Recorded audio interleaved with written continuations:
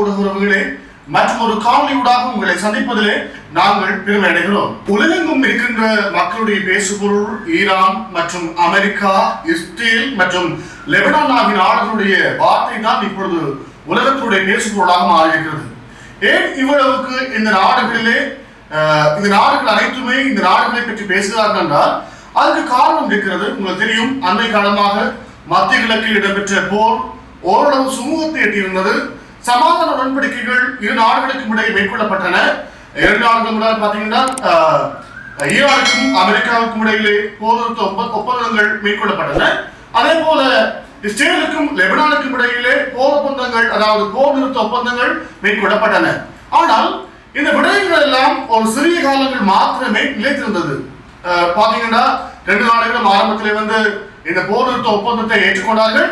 ஆனாலும் மாறி மாறி பின்னர் தாக்குதல்களை அவர்களே தொடக்கி வைத்திருக்கிறார்கள். இப்பொழுது அண்மையில் இடம்பெற்ற ஒரு விஷயம் தான் இப்பொழுது பேசுபொருளாக இருக்கிறது. நேற்றைய தினம் மிக முக்கியமாக ஈரானுடைய தளங்களை குறிவைத்து அமெரிக்காவுடைய 5வது கடற்படை பிரிவினர் தாக்குதலை நடத்தியிருந்தார்கள்.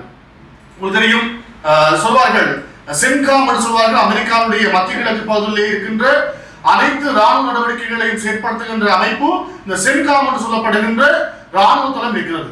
அங்கிருந்தான் அமெரிக்க படைகளுக்கான கட்டளைகள் அதுதான் பிறப்பிக்கப்படுகிறது. எனவே அந்த இடத்திலிருந்து மேற்கொள்ளப்பட்ட தாக்குதலின் அடிப்படையிலே 5வது கடற்படை, அமெரிக்காவுடைய 5வது கடற்படை பிரிவு ஈரானுடைய முக்கிய இலக்குகளை தாக்கியிருந்தார்கள். உங்களுக்கு தெரியும், ரேடார் இலக்குகள், அதே போல முக்கியமாக ட்ரோன்கள், அதாவது ஆளில்லா விமானங்களை செலுத்துகின்ற பகுதிகள் ஆகியவற்றை இலக்கு வைத்து மிக மோசமான தாக்குதலை அமெரிக்கா மேற்கொண்டிருந்தது. இதற்கு பழிவாங்கும் முகமாக ஈரான் பல நடவடிக்கைகளை மேற்கொண்டிருந்தார்கள். உங்களோடு நாங்கள் இனி எந்த விதமான சகவாசமும் இல்லை, உங்களோடு நாங்கள் சமாதான உடன்படிக்கைகளை இனி நாங்கள் கைச்சாத்திட மாட்டோம் என்று கூறி ஈரான் பதில் தாக்குதலை மேற்கொள்ள ஆரம்பித்திருக்கிறார்கள். அதற்கு விளைவாக குறிப்பாக நாங்கள் பார்க்கும் பொழுது குவைத், பஹ்ரைன், அதே போல அமெரிக்காவினுடைய முக்கிய தளங்களை குறிவைத்து ஈரான் தாக்குதல் நடத்திருக்கிறார்கள். சொல்லப்போனால் இன்னொரு விஷயம் இடம்பெற்றுள்ளது. அமெரிக்காவுடைய கடற்படை ஈரானுக்கு சொந்தமான ஒரு எண்ணெய் கப்பலை தாக்கி அளித்திருந்தார்கள்.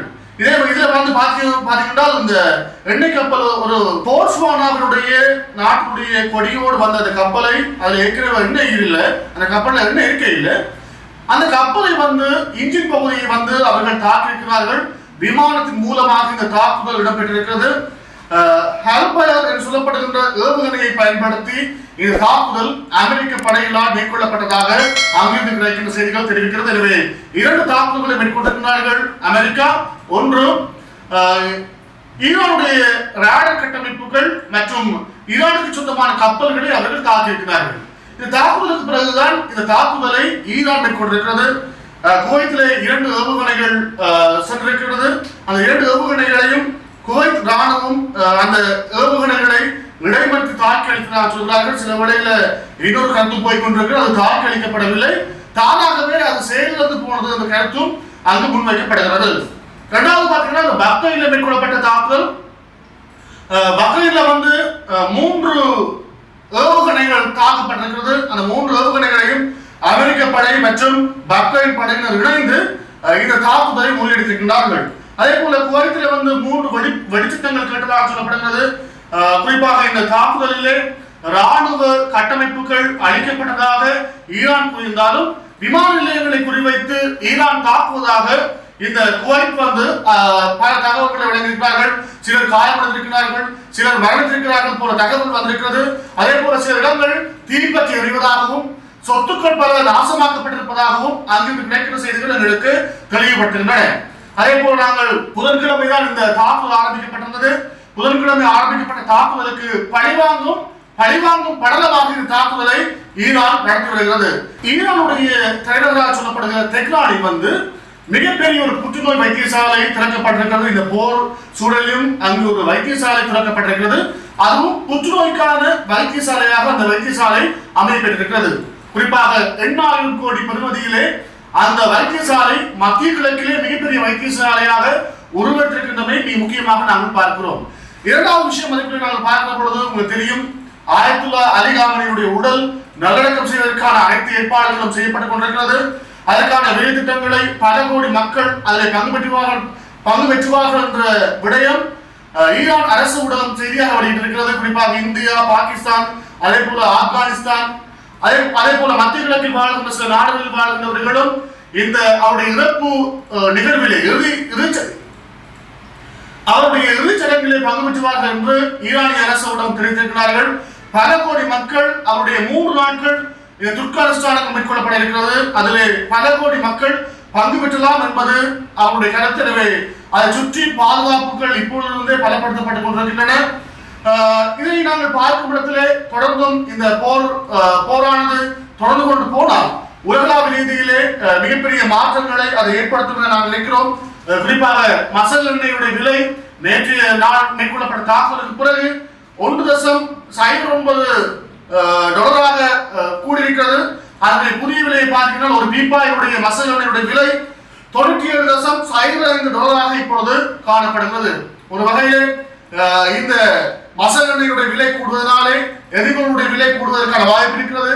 எரிபொருளுடைய விலை அதிகரித்து செல்கின்றனாலே மக்கள் பாவிக்கின்ற அன்றாட பாவனை பொருட்களுடைய விலைகளும் நாளுக்கு நாள் அதிகரிக்கக்கூடிய வாய்ப்பு காணப்படுகிறது. உலக நாடுகள் தலையிட்டு இந்த போரை நிறுத்த வேண்டும். நிறுத்தாவிட்டால் இன்னும் உலக பொருளாதாரம் பின்னோக்கி செல்லும். மக்களுடைய வாழ்வியலே துன்பங்கள் நிகழும். இதில் ஈரான், குறிப்பாக ஈரான், அமெரிக்கா, இஸ்ரேல், லெபனான் ஆகிய நாடுகளுக்கு மட்டும் பாதிப்பல்ல, அவர்களுக்கு உயிர் சேதங்கள், சொத்து சேதங்கள் மாத்திரமே வந்திருக்கிறது. பல நாடுகளிலே பட்டினியால் சாகக்கூடிய சாவை நாங்கள் எதிர்கொள்ள வேண்டிய சூழ்நிலை ஏற்படக்கூடிய வாய்ப்பு இருக்கிறது. அதற்கு நாங்கள் இந்த போரை எப்படியாவது ஐக்கிய நாடுகள் சபை தலையிட்டு இந்த போரை நிறுத்த வேண்டும் என்ற ஒரு விஷயத்தை நாங்கள் சொல்லிக் கொள்கிறோம். அதே போல நேற்று நாள் டொனால்ட் ட்ரம்ப் மற்றும் அமெரிக்க ஜனாதிபதி டொனால்ட் ட்ரம்ப், அதே போல இஸ்ரேல் பிரதமர் நெத்தனியாகு ஆகியோர் இருவரும் தொலைபேசியுடன் உரையாடி கொண்டார்கள்.